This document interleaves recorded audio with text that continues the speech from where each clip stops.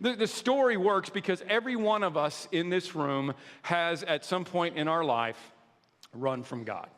And what we've all probably discovered at some point is that you can run from God, but you can never get away from His love. I love that song. For many of us, running was something like this. It happened something like this. I grew up as a fill in the blank, the faith of your parents. I grew up as a, Baptist, Catholic, Assembly of God, whatever, Presbyterian. I grew up as a something.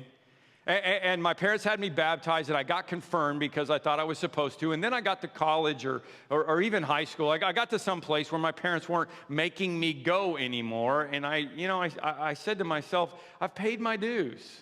Time after time, I've done my sentence. I've committed no crime. And bad mistakes, I made a few. I've had my share of sand kicked in my face, but I've come through.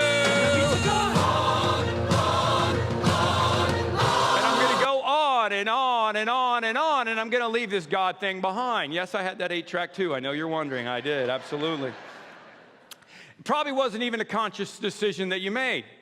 But one way or another, you kind of said goodbye to God, that you didn't need Him anymore. And then maybe you're here because something good happened in your life. Maybe, like, for example, you had kids, and you were like, oh, what are we going to do? We need to teach them something, right? Or maybe something bad in your life happened, and you realized that God was the only place that you could turn because you had nowhere else to go.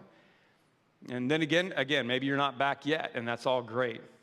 Andy Stanley gave me a lot of help on this sermon. He did a great job with it, and he says this. He says, maybe yours is a specific running from God.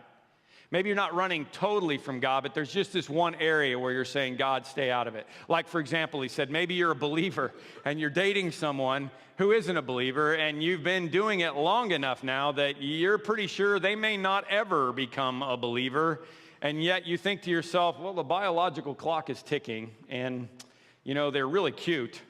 And it's easier to make a cute person follow Jesus than for an ugly Christian to become cute. So, God, you're just going to have to leave me alone on this one, okay? Right? Or maybe you're in a marriage and you're wanting out. I can't tell you how many times I've been through this scenario. You're in a marriage and you're wanting out because you found the mythological right person, the unicorn. You found them. And now you want to go be with the mythological right person. And God is like, hey, you committed till death do you part. You got the right one right now, baby. You need to stay here and do what you're doing. And you don't really like that answer because this is exciting. So you're running in just this one area. Or maybe it's business for you. You're doing business and you're doing pretty good, but the way you're doing business is a little bit shady. And if you were ever to stop and say, God, how would you like for me to run my business? God would say, well, obviously not that way. And so you're like, okay, well, just leave that alone and I'll be close to you and everything else. And you're just running in one area. I mean, we all do that. Can we just be honest?